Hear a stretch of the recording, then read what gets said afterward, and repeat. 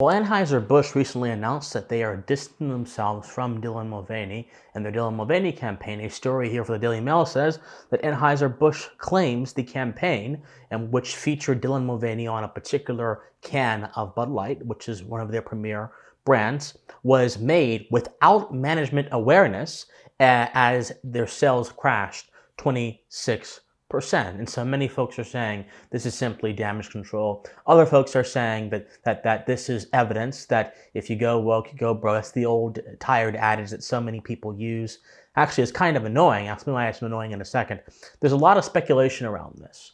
But I want to zoom out and look at the Anheuser-Busch situation, the Dylan Mulvaney situation, within the broader context of the culture war. Because oftentimes, my friends, most political conversation these days is not about the mechanics of government, it's about the culture itself. So you will see many content creators or many people who are in the public sphere who talk about politics actually talk about these very divisive cultural issues and put them at the forefront of their focus.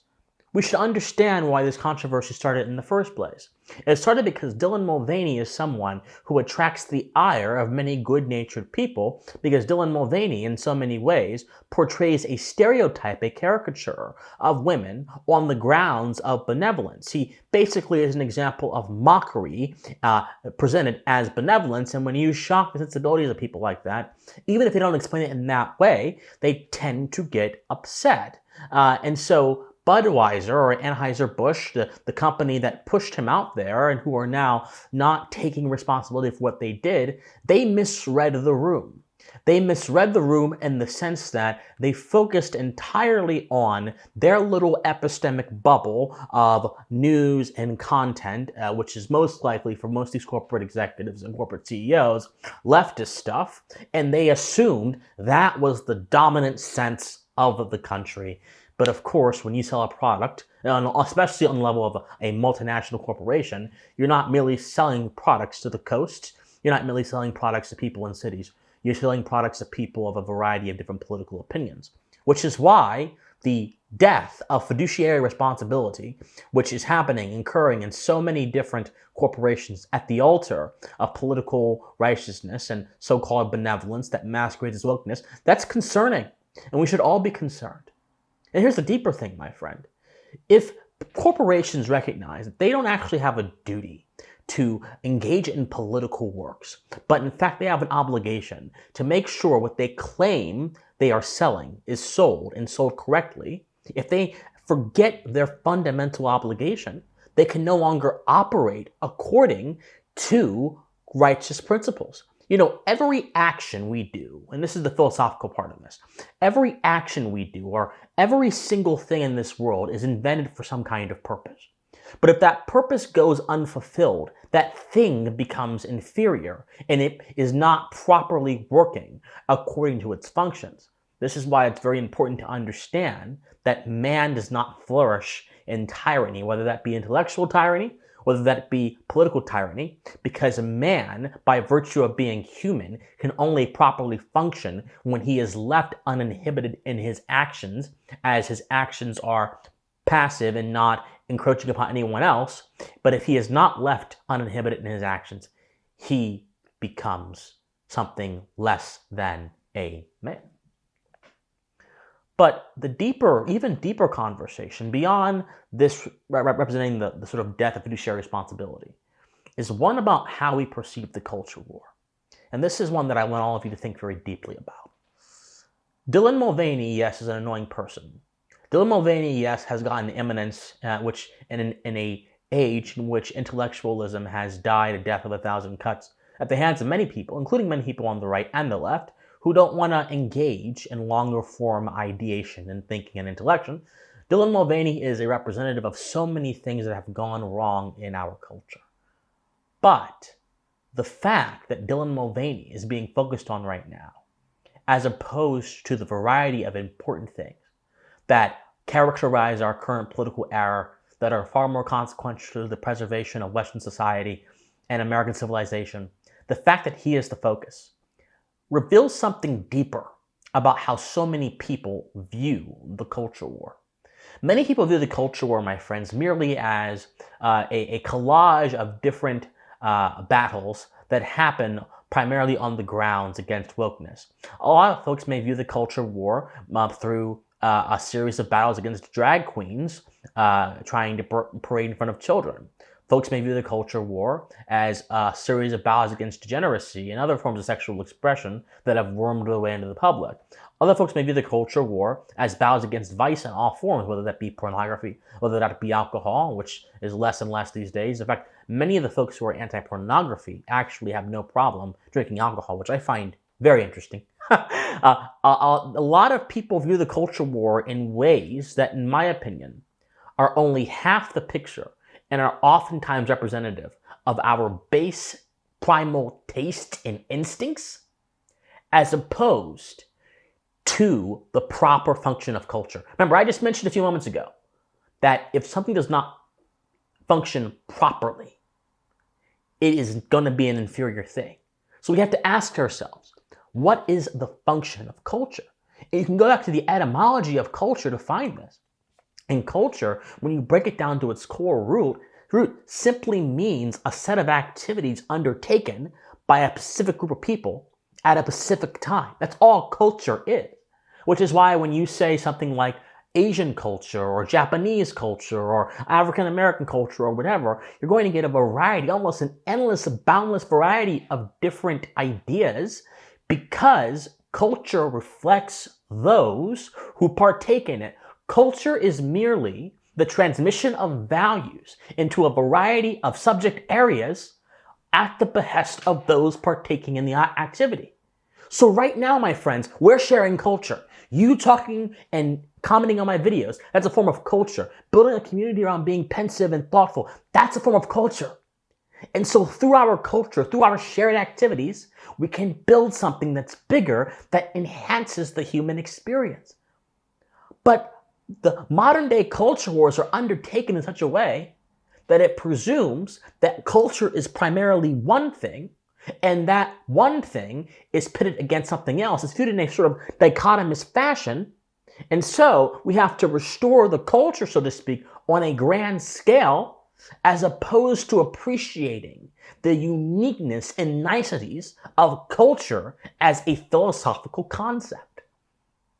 When we say that we want to have a culture where the innocence of children is valued and not sacrificed in the name of political correctness and the name of benevolence, vis-a-vis the physical activities of transforming a child's physiology with medicines and science that haven't had the opportunity to completely ruin their life and wreck their soul, when we talk about the importance of valuing that as a culture, that value may take hold in different ways.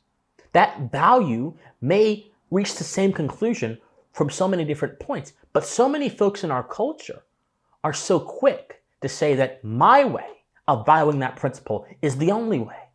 But the pluralistic attitude, which is the right attitude, says there is the principle, there is the right, so to speak, in philosophical terms. And then there are the ways we get to that principle. And the ways we get there are so variated that it allows there to be a wide berth of approaches. But with this narrow-mindedness that I see from so many people in the culture war, on the left and the right, there is no room for these variety of approaches. You have to oppose wokeness by fiercely going after it. You gotta be like Matt Walsh, who has no problem insulting people and disgracing empathy to score points because he's just so tired of those dang woke people destroying language. Well, guess what? I'm tired of the deleterious effects that wokeness has on our society too, my brothers and sisters. I'm tired of it. But I also understand that one of the fundamental moral requirements of being a human being is empathy. Because if I can empathize with you and sympathize with you in your deepest, worst condition, watch this, then I can also reflectively understand the human condition more. And by understanding the human condition more, I can better appreciate my fellow man on a societal level. The problem with so many of the left today, so many leftist revolutionaries today, is that they don't view man as something to be respected and preserved on the grounds of solid foundational principles. Oh, no, no, no, no. They view man as an ever-changing fluid entity which exists and is molded by power structures and systems that if they take control over, they can therefore change the definition of everything. And any rational person, any sensible person, any moral person has to get up and say, no, that is not the right approach, because the right approach will be founded on the concrete ground of truth and justice, and not the non-concrete ground, the fluid ground, the quicksand of subjective interpretation. But again, in order to reach that point where we can reject bad approaches, we must have the right approach. And the problem is so many of us lack the right approach. The real culture war, my friends, is not between drag queens and Christians. It's not between, people who want to support Black Lives Matter and those who don't support Black Lives Matter. It's not between these sort of false dichotomies. The real culture war is between the passion and reason. That doesn't sound sexy, I know, but it's the truth. The real culture war is between you, your passionate self, your emotional self, and your reasonable self. Because, my friends, watch this.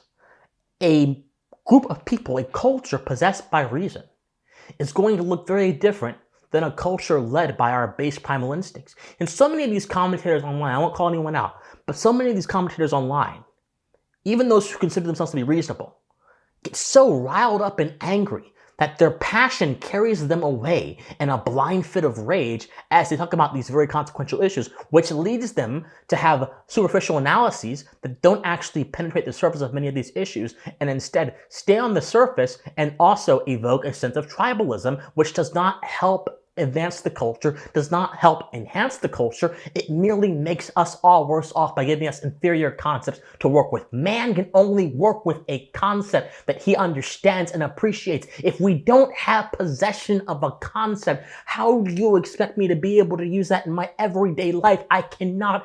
But if you don't have the ability to see concepts because your emotions are in the way, then my friends, you have lost that war before you began, because the self, the soul of the self, is the origin point of all human behavior in this world. Without you, you cannot act. If you were to die or be incapacitated, you would have a hard time effecting change in this world. So if the self is the base unit of all action that begins, then you have to understand, you have to treat the self in a high regard by utilizing its faculties at a very high level and suppressing the destructive tendencies of human nature vis-a-vis reason. When you don't do that, forget the culture war, you have lost the war within yourself. That's the true battle. And that's what no one tells you. A rational person can dismiss Dylan Mulvaney, offer a forthright critique, and move on with their day, charging forth and analyzing issues of much more merit in society. An irrational person, or a person who is possessed by blind rage and passion, who cares not for reason, but cares more for clicks and cares more for getting people riled up, that person has to focus, have a pinpoint focus on Mulvaney and others of his ilk, because in the absence of that focus, they do not feel empowered to speak intelligently on these issues, even though they're not really speaking intelligently on the issue I just mentioned. In the absence of that focus, they lack something to cling on to that they can get. My friends, don't fight wars externally, out in the world, when you haven't won the war within yourself. Some of us never win the war within ourselves. Some of us do. Some of us have an armistice with ourselves. And I would much rather be on those terms than to be lumbering around, angry about everything, mad about everything, annoyed by everything, and unable to think about the things of higher merit. Consider things of higher merit, my friends. Do not be taken away by distractions. Yes, Bud Light's interesting. Yes, Dylan Mulvaney is interesting, or whatever. And yes, I use both of those two things to clickbait you guys into clicking this video. Because I want you all to understand there's something greater that goes beyond these small skirmishes. And if we really want to impact the culture, We will move people towards studying philosophy. We'll move people towards thinking more rationally. And we will move people towards, all in a voluntary and peaceful manner, considering things of higher merit. The things that were considered by the great William F. Buckley and Gore Vidal and Christopher Hitchens and the great thinkers of our past era, who unfortunately are no longer with us, many of them. Things considered by them that help move conversations forward. Let's have a revival of the soul and a revival of the mind, my friends.